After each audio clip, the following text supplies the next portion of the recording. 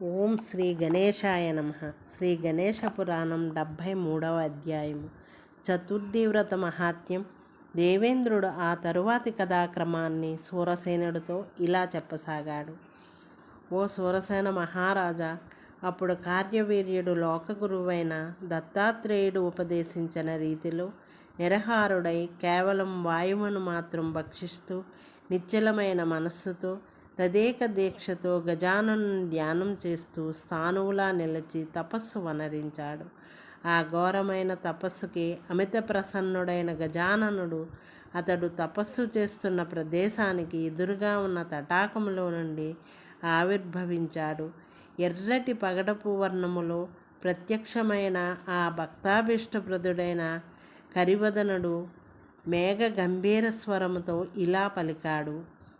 ఓ బాల, కఠోరమైన నీ నియమనిష్టలకు సంతుష్టుడనైనాను.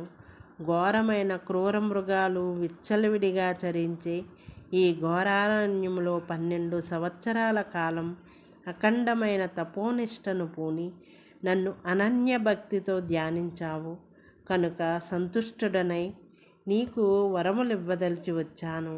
నీ మనోభీష్టాన్ని తప్పక నెరవేర్చగలను.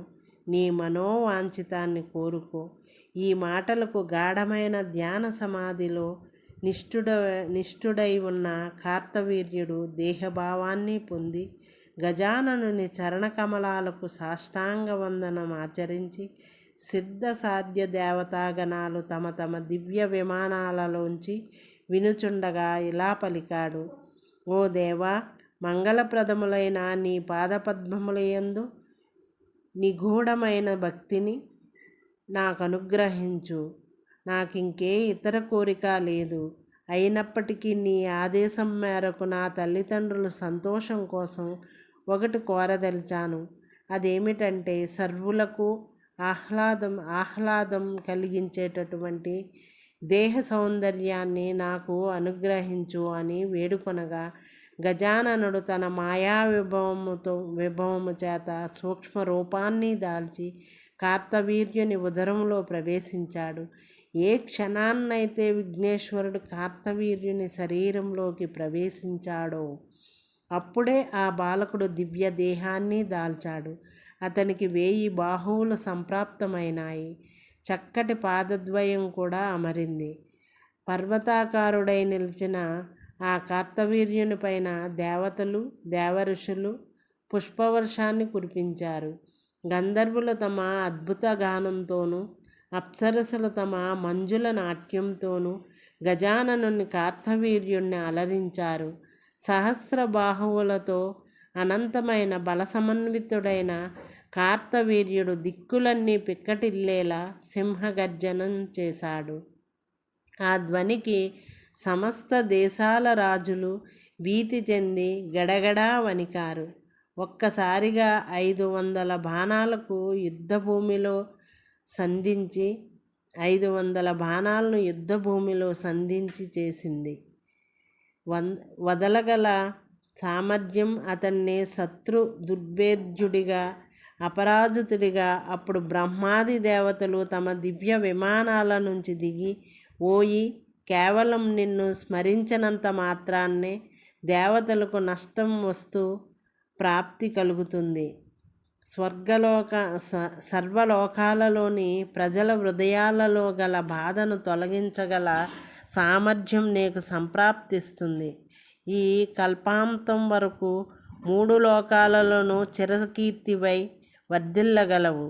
శరణు వేడిన వారికి అభయప్రదాతవై శత్రువులకు సింహస్వప్నమువై అజరామరమైన మన కీర్తి గడించగలవు అంటూ అతడిని దీవించి తమ తమ లోకాలకు వెళ్ళిపోయారు. అప్పుడు సమస్త దేశాల ప్రభువులు అతడిని చక్రవర్తిగా అంగీకరించి అనేక అమూల్య వస్తువులను కానుకలుగా సమర్పించారు. ఆ తరువాత కార్తవీర్యుడు ఒక మహాప్రసాదాన్ని నిర్మించి అక్కడ పగడపు వినాయకమూర్తిని స్థాపించి సకల బ్రాహ్మణ లోకము వేదఘోషలు సల్పుతుండగా ఆ మూర్తికి ప్రవాల గణపతి అన్న నామకరణం చేసి ఆ కార్యక్రమంలో పాల్గొన్న విప్రోత్తములకు అనేక గ్రామాలను బహుకరించి వారి ఆశీర్వచనాన్ని పొందాడు. ఆనాటి నుంచే ఆ క్షేత్రము ప్రవాల క్షేత్రమన్న పేరుతో ప్రసిద్ధి చెందింది. ఈ క్షేత్రమున సలిపే తపశ్చర్య సకల సిద్ధులను ప్రసాదించగలదు. ఈ క్షేత్రంలోనే సహస్రపనుడైన ఆదిశేషుడు భూభారమును మోయగల సామర్థ్యం కోసమని తపస్సు చేసి గణేశానుగ్రహం వల్ల అనేక వరాలను పొందాడు. అక్కడే సర్వజ్ఞత్వాన్ని, 1000 శిరస్సులను, నవనాగులలో ఆధిక్యమును, సర్వులలో శ్రేష్టత్వాన్ని పొందాడు. ఆ క్షేత్రంలో తనకు లభించిన ఇష్టసిద్ధి చేత సంతుష్టుడైన శేషుడు కూడా ఒక గణేశమూర్తిని స్థాపించి ఆ మూర్తికి ధరణీధరుడు అన్న నామం ఉంచాడు. ఈ ధరణీధర మూర్తిని స్మరించే వారికి సర్వకామ్య సిద్ధి కలుగుతుంది. ఆ తరువాత కార్తవీర్యుడు తన సామంతులనందరినీ రావించి వారిని యథోచితంగా గౌరవించి బ్రాహ్మణులకు భూరిగా సమస్త దానాలను చేసి అందరి ఆశీస్సుల్ని పొంది తన తల్లిదండ్రులను దర్శించటానికై తన సహస్ర బాహువులతోనూ పురమునకు తరలి వెళ్ళాడు. అతడిని చూచిన అతని తల్లిదండ్రులు, పురజనులు అమిత సంతోషం పొందారు. అప్పుడు ఆ కార్తవీర్యునికి సకల బ్రాహ్మణాశీర్వచనం లభించింది. అప్పుడు ఇంద్రుడు ఇలా అన్నాడు: ఓ సూరసేన మహారాజా, సంకష్ట చతుర్థి వ్రత మహిమను నీ కోరిక మేరకు వర్ణించి చెప్పాను. ఈ వ్రతం కృతవీర్యునికి సంతాన ప్రాప్తి నిమిత్తమై ఈ లోకానికి తేబడింది. దీని ఫలితాన్ని ఇదివరలో దేవతాగణములు, చంద్రసేనుడు మొదలైన రాజులు అనుభవించారు. ఈ వ్రతం అతి పావనమైనది. కేవలం ఈ వ్రతాన్ని స్మరించినంత మాత్రాన్నే సకల సిద్ధులు సంప్రాప్తమవుతాయి. ఈ వ్రత ప్రభావం చేత రావణుడు సర్వము ఎరిగినవాడైనాడు.